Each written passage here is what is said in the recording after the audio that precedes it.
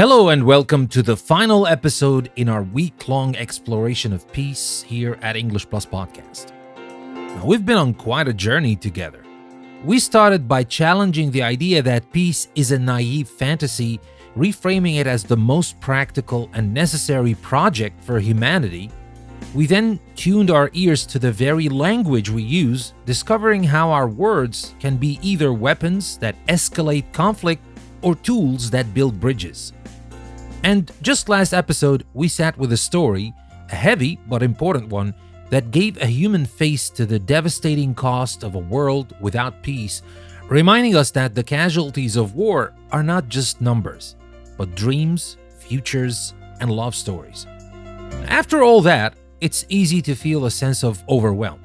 It's easy to look at the scale of global conflict, the cynical machinery of politics we saw in the story, the deeply ingrained divisions in our world, and to feel small, powerless. It's easy to ask, but what can I, one person, possibly do about all this? This is perhaps the most important question of all. And the answer, which I hope to explore with you today, is more than you think. So much more. This is our capstone episode for the theme of this week, my friends. We are moving from the why, the how, and the what if to the most crucial part of the conversation. What now? We're going to chart a realistic, actionable roadmap for building peace. This isn't about a single grand gesture that will change the world overnight. Peace isn't built that way. It's built one step at a time, one conversation at a time, one choice at a time. It is a project that unfolds on multiple levels simultaneously, from the quiet of our own minds to the global stage. So, if you've ever felt that ache of helplessness and wondered where to even begin, this episode is for you. This is our roadmap to a more peaceful future, and it starts right where you are, right now. I'm Danny, and this is a new episode from English Plus Podcast.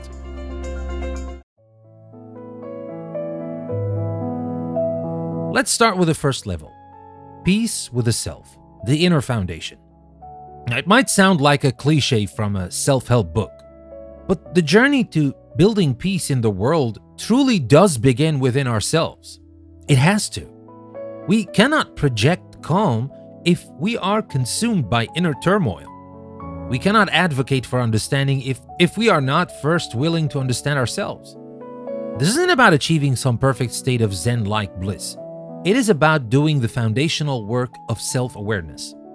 So what is the first actionable step? Well, it is to manage your own inner conflict.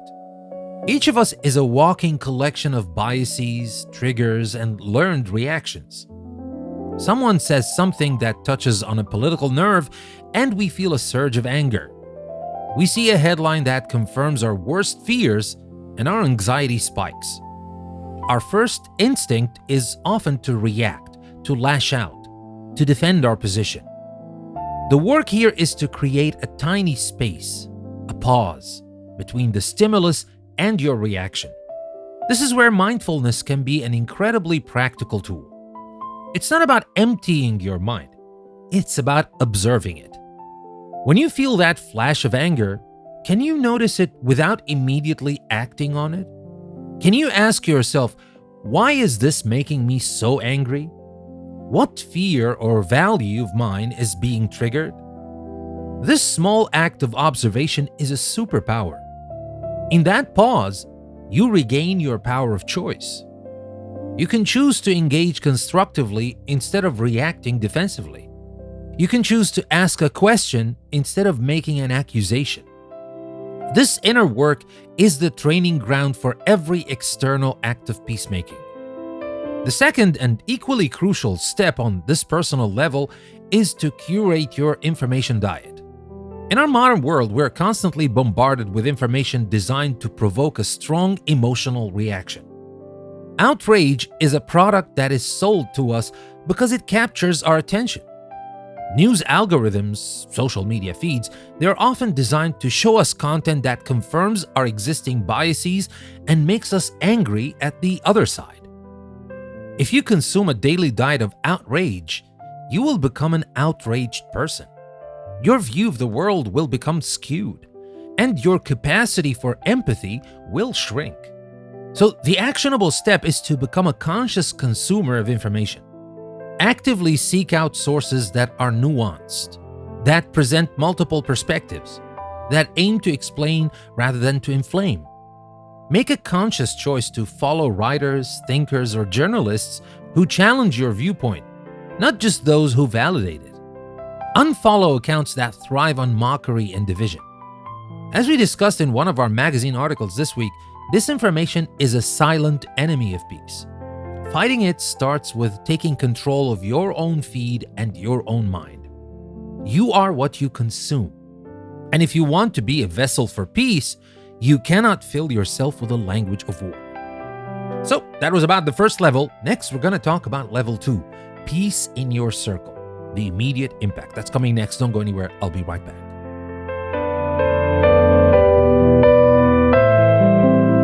This is the level where your actions have the most direct and immediate effect in our relationships with family, friends, and colleagues. This is our daily laboratory for peace. It's where we move from theory to practice. The first step here is a direct follow-up from our second episode, Practice the Language of Peace every single day. Remember the tools we discussed? Using I statements instead of you statements of blame, practicing active listening, where your goal is to understand, not just to reply, validating someone's feelings even if you don't agree with their position. These aren't just techniques for special occasions. They are the daily habits of peaceful relationships. When you're in a disagreement with your partner about finances, can you say, "I feel anxious when I see our savings go down," instead of "you're spending too much money"? When a colleague is complaining about their workload, can you say, "That sounds incredibly stressful," before you offer a solution? Think of this as building muscle.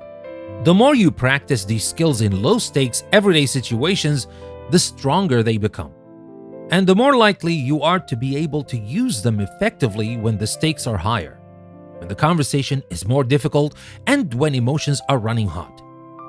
The second step in this circle is to make a conscious choice to be a de-escalator, not an agitator. In any group dynamic, a family dinner, a chat with friends, a meeting at work, there are countless small moments where we can choose to either raise the temperature or lower it. Someone starts gossiping about a mutual acquaintance. Do you join in, adding more fuel to the fire? Or do you gently change the subject or offer a more charitable interpretation? A political debate starts to get heated. Do you jump in to defend your side with absolute certainty? Or do you ask a question that introduces a bit of nuance, like, for example, "That's an interesting point, but what about this other perspective?"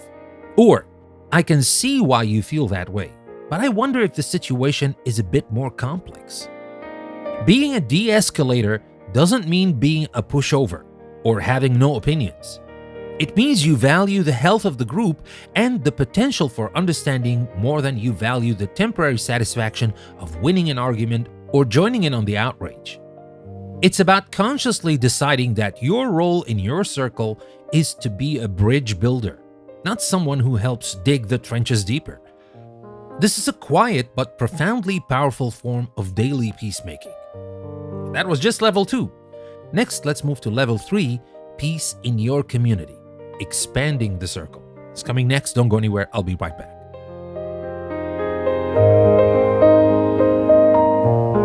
All right, so we've worked on ourselves and our immediate circle.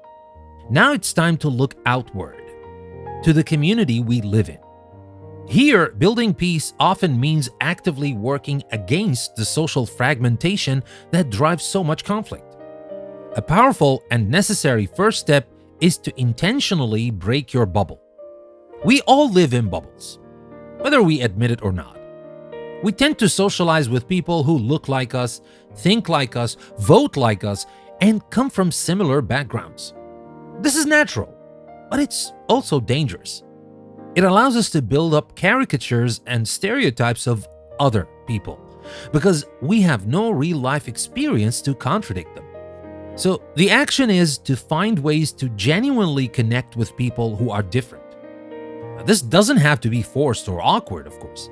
It can be as simple as joining a local sports club, a book group, or a volunteer organization that draws people from all walks of life in your town or city. Maybe it's taking a class, attending a local festival, or working on a community garden project. In places with deep historical or sectarian divides, these cross-community initiatives are not just nice, they are essential. It is much harder to hate or fear a group of people when you know some of them by name.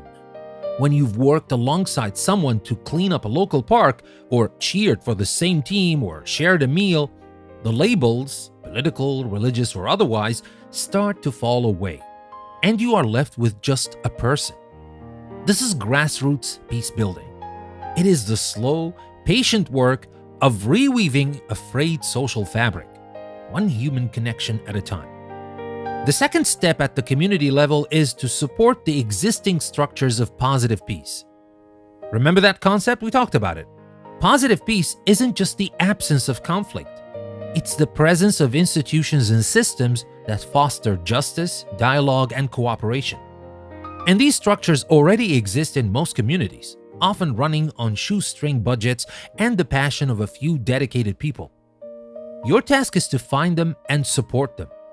Is there a local mediation center that helps neighbors resolve disputes?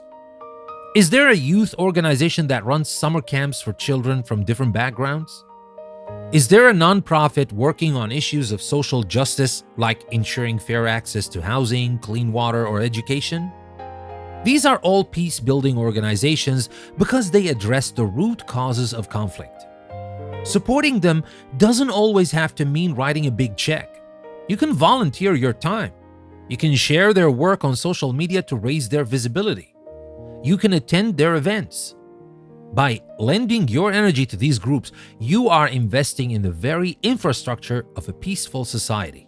You are helping to build the house of peace, not just hoping that the storm will pass. Okay, that's our third level. Next, let's talk about level 4, peace in the world, the global connection. That's coming next. It's the final level. You don't want to miss it. I'll be right back.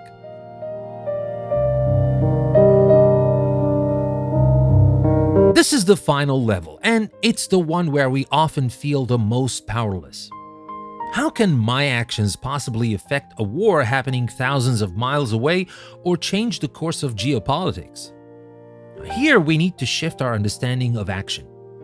The first step is to become an informed global citizen.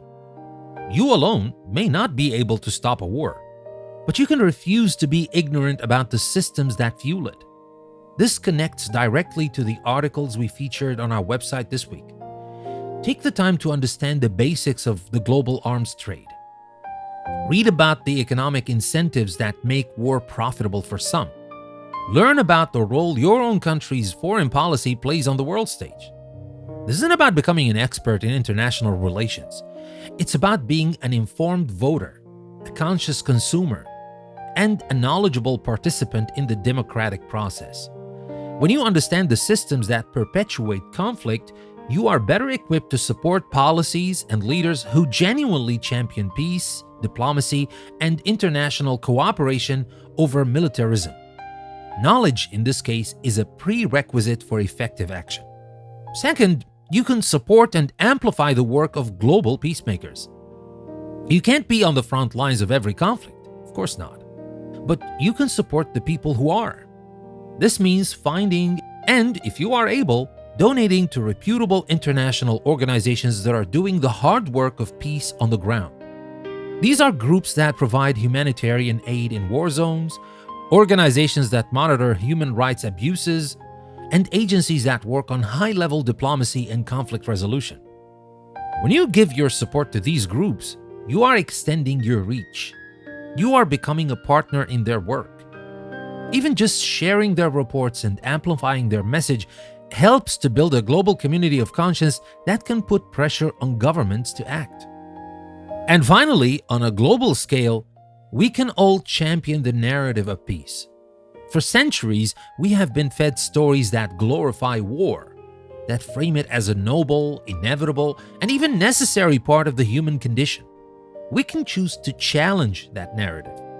In your conversations, in what you share online, in the way you talk to your children, you can consistently advocate for the simple but radical idea that peace is more courageous than war. You can share stories like the one we heard in our last episode that highlight the profound human cost of conflict.